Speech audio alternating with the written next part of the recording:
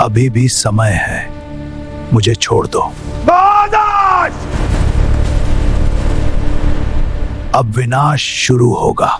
गांव में हर तरफ अंबेडकर जयंती की तैयारियां चल रही थीं। जिस गांव में लोग कभी तन ढकने को तरसते थे, आज वहां बड़ी बड़ी गाड़ियां और हर तरफ पैसे बट रहे थे। सब कुछ सही चल रहा था, पर एक बाबा जो दिखने में बिल्कुल किसी अवतार जैसे लग रहे थे, उन्हें देखकर गांव वालों को ऐसा लग रहा था जैसे खुद बाबा साहेब ने उन्हें किसी मकसद से भेजा हो। वो बाबा मंदिर की तरफ बढ़ ही रहे थे कि कुछ ऐसा हुआ जिसकी कल्पना किसी ने भी नहीं की थी। इस घटना को देखकर सब चौंक उठे कि आखिर ऐसा कैसे हो सकता है कि एक बाबा जिसे कुछ नकाबपोश लोगों ने पकड़ लिया हो और वो कुछ ऐसा कर दे जिसका जवाब विज्ञान के पास भी न हो। इस घटना पर सिर्फ वही लोग यकीन कर सकते हैं जो बाबा साहेब को दिल से मानते हैं। पूरी कहानी आपको बताएंगे, पर उससे पहले अगर आप भी बाबा साहेब को मानते हैं तो वीडियो को लाइक और कमेंट बॉक्स में जय भीम लिखना न भूलें। आइए जानते हैं ये पूरी कहानी। गाँव में हर तरफ अंबेडकर जयंती की तैयारियां पूरे जोश में चल रही थीं।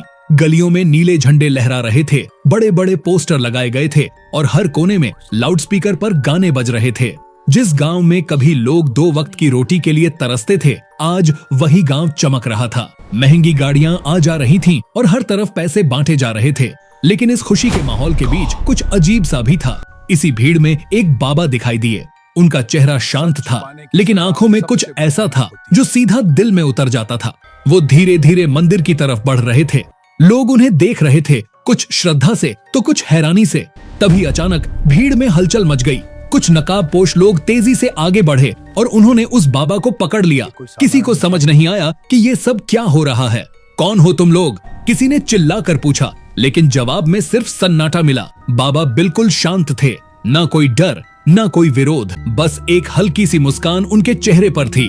फिर उन्होंने धीरे से एक लाइन कही, जिस दिन सच्चाई सामने आएगी सब कुछ खत्म हो जाएगा। उनकी आवाज इतनी गहरी थी कि भीड़ में खड़े हर इंसान के दिल में उतर गई।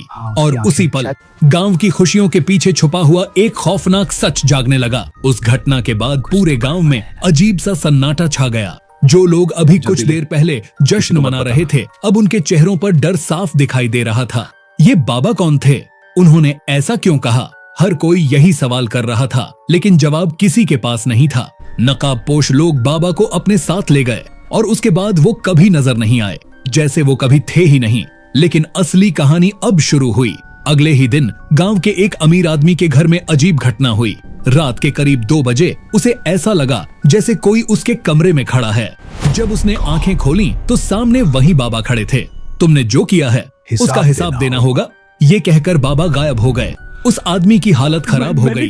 उसने सुबह ये बात सबको बताई, लेकिन किसी ने यकीन नहीं किया। लेकिन फिर एक एक करके कई लोगों के साथ यही होने लगा। हर उस इंसान के साथ जिसने अचानक बहुत पैसा कमाया था। लोगों के घरों में अजीब आवाजें आने लगी, रात को डरावने सपने आने लगे और हर जगह एक ही चेहरा दिखाई देने लगा, उस बाबा का। गांव में अब डर फैल चुका था। कुछ लोग इसे अंधविश्वास कह रहे थे तो कुछ इसे किसी बड़ी साजिश का हिस्सा। गांव में अब हर रात किसी न किसी के घर से चीखने की आवाज आने लगी थी। जो लोग पहले इस घटना को मजाक समझ रहे थे, अब वही सबसे ज्यादा डरे हुए थे। हर किसी के मन में एक ही सवाल था, आखिर ये सब हो क्या रहा है? सबसे ज्यादा डर उन लोगों को लग रहा था जिनके पास अचानक बहुत पैसा आया था। वो लोग अब रात को सो नहीं पा रहे थे। जैसे ही आंख बंद करते उन्हें वही बाबा दिखाई देते। एक रात गांव के मुखिया के घर में कुछ ऐसा हुआ जिसने पूरे गांव को हिला दिया। रात के लगभग 3 बजे अचानक उनके घर के सारे दरवाजे अपने आप खुल गए और सामने वही बाबा खड़े थे। तुमने लोगों का हक छीना है, अब उसका अंजाम भुगतना होगा। मुखिया डर के मारे कांपने लगा। उसने हाथ जोड़कर कहा, मुझे माफ कर दो, मैंने कुछ गलत नहीं किया। लेकिन बाबा ने सिर्फ एक बात कही, सच्चाई से भाग नहीं सकते। और अगले ही पल वो गायब हो गए। सुबह होते ही ये खबर पूरे गांव में फैल गई। अब कोई भी इसे अंधविश्वास नहीं कह रहा था। लोग समझने लगे थे कि बाबा जो कहकर गए थे उसका मतलब बहुत गहरा है। और कहीं ना कहीं हर किसी को अपने अंदर छुपी सच्चाई से डर लगने लगा था। धीरे धीरे गांव में एक पुरानी बात सामने आने लगी जिसे सालों से छुपाया गया था। कुछ बुजुर्ग लोग आपस में बात करने लगे, क्या ये उसी का नतीजा है? क्या वो राज अब बाहर आने वाला है? गांव के कुछ खास लोगों ने सालों पहले एक बड़ा खेल खेला था। उन्होंने सरकार से आने वाले पैसों को हड़प लिया था और गरीबों के हक को छीनकर खुद अमीर बन गए थे। जो पैसा आज बांटा जा रहा था जिन लोगों ने इस साजिश में हिस्सा लिया था उनके साथ एक जैसी घटनाएं होने लगीं। हर रात उन्हें वही बाबा दिखाई देते और हर बार एक ही बात कहते, अब समय आ गया है। डर के मारे कुछ लोगों ने गांव छोड़ने का फैसला कर लिया। लेकिन हैरानी की बात यह थी कि जो भी गांव से भागने की कोशिश करता उसके साथ कोई ना कोई हादसा हो जाता, जैसे कोई उन्हें रोक रहा हो। अब पूरे गांव में अफरा तफरी मच चुकी थी। लोग समझ नहीं पा रहे थे कि ये कोई अलौकिक शक्ति है या फिर किसी की सोची समझी चाल। गांव में फैला डर अब गुस्से में बदलने लगा था। जिन गरीब लोगों को सालों तक उनका हक नहीं मिला, अब उन्हें भी शक होने लगा कि कहीं ये पैसा उसी लूट का हिस्सा तो नहीं है। धीरे धीरे लोगों के बीच बहस शुरू हो गई। हमारे साथ धोखा हुआ है, सालों से हमें बेवकूफ बनाया गया। एक दिन अचानक बाजार में दो लोगों के बीच झगड़ा हो गया। बात छोटी थी लेकिन गुस्सा बहुत बड़ा। देखते ही देखते वो झगड़ा बढ़ गया और फिर कुछ ही मिनटों में पूरा बाजार रणभूमि बन गया। लोग एक दूसरे पर आरोप लगाने लगे, पत्थर चलने लगे। कुछ ही देर में दंगा शुरू हो गया। गांव जो कुछ दिन पहले तक जश्न मना रहा था अब आग और चीखों से भर चुका था। घर जलने लगे, लोग घायल होने लगे और हर तरफ सिर्फ अफरा तफरी थी। इसी बीच कई लोगों ने कसम खाकर कहा कि उन्होंने दंगे के बीच उस बाबा को देखा है। वो बस खड़े थे, शांत। ये सब उसी की वजह से हो रहा है। कुछ लोग चिल्लाए, लेकिन कुछ बुजुर्गों ने धीरे से कहा, नहीं, ये सब हमारे कर्मों का नतीजा है। अब गांव दो हिस्सों में बंट चुका था। एक जो बाबा को दोष दे रहे थे और दूसरे जो अपनी गलती मानने लगे थे।